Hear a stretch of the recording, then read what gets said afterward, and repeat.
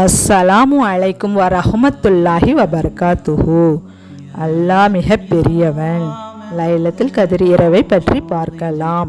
லைலத்துல் கதிர் என்பதன் பொருள் கண்ணியமான இரவு அல்லது மகத்துவமிக்க இரவு என்று அர்த்தம்.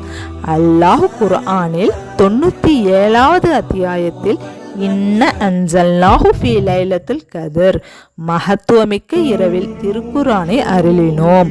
மகத்துவமிக்க இரவு என்றால் என்ன தெரியுமா?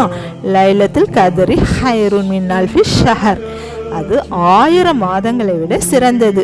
அந்நாளில் மலக்குமார்கள் ரூஹ் என்கிற ஜிப்ரீல் அலைஹிஸ்ஸலாம் அவர்களை வருகை தருகிறார்கள். எதற்கு என்றால் அல்லாஹுடைய அருளை, பர்க்கத்தை, சலாமை, பாவ மன்னிப்பை கொடுப்பதற்காக இறங்குகிறார்கள். அப்படின்னா ஒரு ரகாயத்து தொழுதா 1000 மாதங்கள் தொழுத நன்மை கிடைக்கும். ஒரு தர்மம் செய்தால் 1000 மாதங்கள் நாம் உயிருடன் இருந்தால் என்ன நன்மை கிடைக்குமோ அவ்வளவு நன்மை இந்த இரவில் கிடைக்கும். இந்த இரவு மஹரிப் முடிந்ததிலிருந்து ஃபஜ்ர் நேரம் உதயமாகும் வரை இருக்கும். லைலத்துல் கதிர் இரவை ஓரளவுக்கு கணிக்க முடியும். அடையாளமாக இரவு லேசாக இருக்கும், வெளிச்சம் சூழ்ந்து இருக்கும், அதிக வெப்பம், அதிக குளிர்ச்சி இல்லாமல் நடுநிலையாக இருக்கும். காலையில் சூரியன் சிவப்பு நிறம் சற்று குறைவாக இருக்கும். சூரியனுக்கு கதிர்கள் இருக்காது என்று நபி ஸல்லல்லாஹு அலைஹி வஸல்லம் அவர்கள் கூறுகிறார்கள்.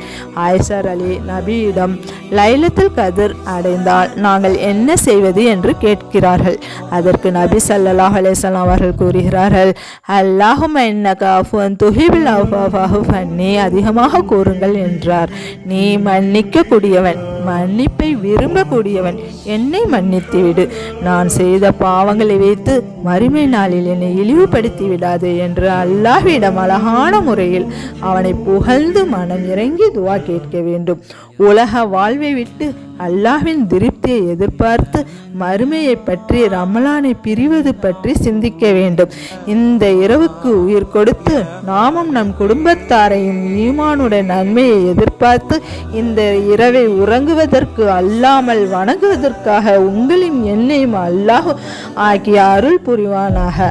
அஸ்ஸலாமு அலைக்கும் வரஹ்மத்துல்லாஹி வபரகாத்துஹு.